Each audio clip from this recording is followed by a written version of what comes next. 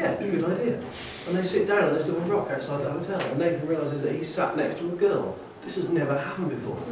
This is almost sex. So they sat down and she says to him, look, I'm really sorry what they said, just please don't hate me, just say something, tell me you don't hate me.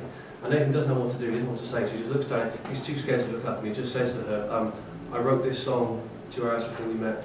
I didn't know your name or what you look like yet. You might have stayed at home and gone to bed, I might have gone to see a film instead. You might have changed your mind and seen your friends. Life could have been very different. Then something changed.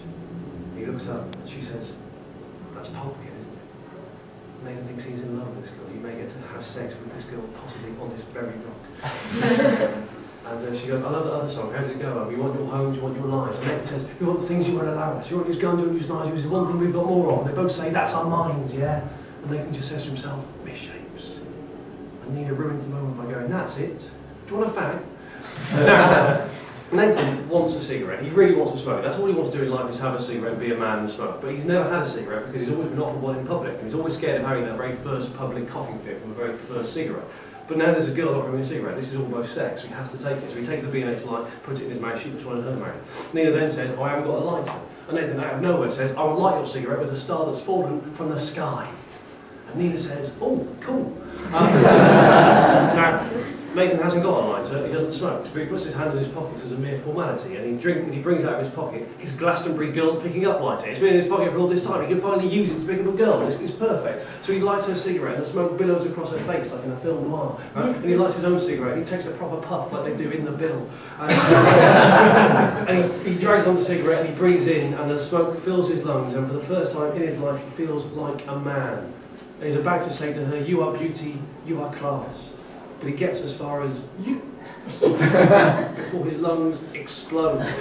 His lungs are trying to scratch his face from the inside. It's horrible. It's horrible, and he thinks he's surely going to die. And then he realises that Nina's sat really close to him. She's patting him on the back, and he thinks he's got a reason to live. There is a girl touching him. This has never happened before. This is almost sex. And then he finally comes down, and the tears stop streaming from his eyes. And she says, "You don't smoke, do you?"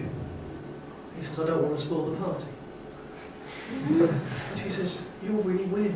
In a good way. And then there's a long pause and they look away and they look back at each other and they kind of get a bit embarrassed and look away again. She says, so, do you only speak in Pulp lyrics? And Nathan nods his head. She says, why? And he says, Mother, I can never come home again. And he looks at him and says, what, your mum? Does she make you? Nathan has a little thing and goes, no, because everybody hates a tourist. What, you hate your mum? Why? And no one asked him this question before, he didn't know what to say, so he just looked at himself and said, because there's nothing else to do. And there's another pause, and there's an awkward pause, and Nina realised she said something a bit wrong, and she just said to him, I like your get-up, if you know what I mean. And Nathan laughed happy and hard. This is a song from his favourite song, and he just says, this is hardcore. And she said yes, and they both giggled and looked away again and looked back and they were giggling.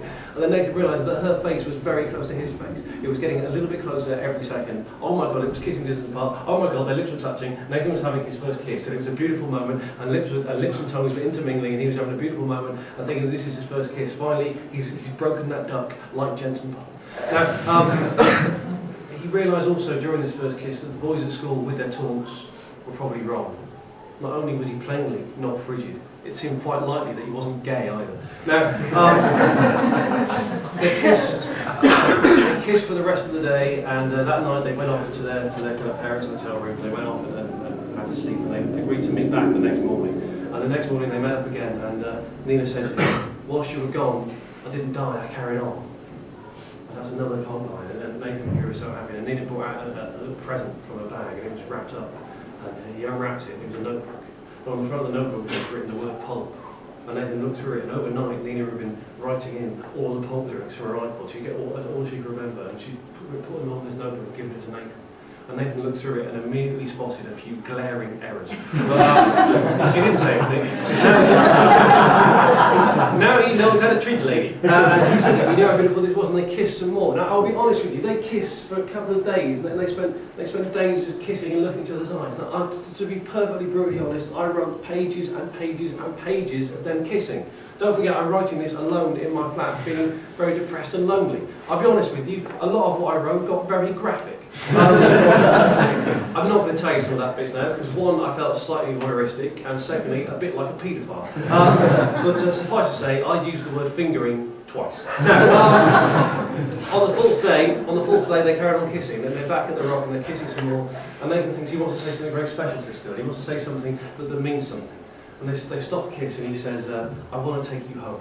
And she comes right back in and says, I want to give you children. And Nathan says, you might be my girlfriend. And Nina says, yeah. And Nathan says, yeah. And Nina says, yeah. And they both say, oh, yeah. And with that moment, the relationship is sealed, and they lie down, and Nathan imagines a blue plaque above the place he first ever touched a girl's breast. Now, Nina then had to go. She had to go off to meet her mum in the afternoon, but as she was leaving the little secluded rock, she just turned to her and said, do you remember the first time? And she was about to go. Now, Nathan needed no code books for this. He knew that what that meant. Do you remember the first time? And that the next day they met, they were going to get to have sex, the challenge was working, he was going to get his reward. This was perfect. He didn't know what to say, he couldn't think of anything to say, because the only pulp lyrics he could think of right now were dirty. She said, meet me 2 o'clock by the fountain down the road. And he said, what, 2 o'clock by the fountain down the road, looking quizzically, because there was no fountain. And she went, yeah, 2 o'clock by the fountain down the road, pointing at the rock they'd been sat on for the last 3 days. No code, it's perfect. Now, as she was about to leave, Nathan just looked at her and said, you put a spell on me, I'm right where I want to be. And Nina was gone. And Nathan realised almost immediately that he had just broken the vow, he'd broken the challenge. That was not a pulp lyric. He didn't realise that by an outstanding coincidence what he'd just done is quote 2 lines from Leo Sayers' You Make Me Feel Like Dying. He wasn't obviously to know that also by another big coincidence, Nina's dad was a huge Leo Sayer fan. And Nina had clocked the reference immediately, but she loved this boy so much she thought that Pulp must have covered it. I'll let you imagine how good that would be.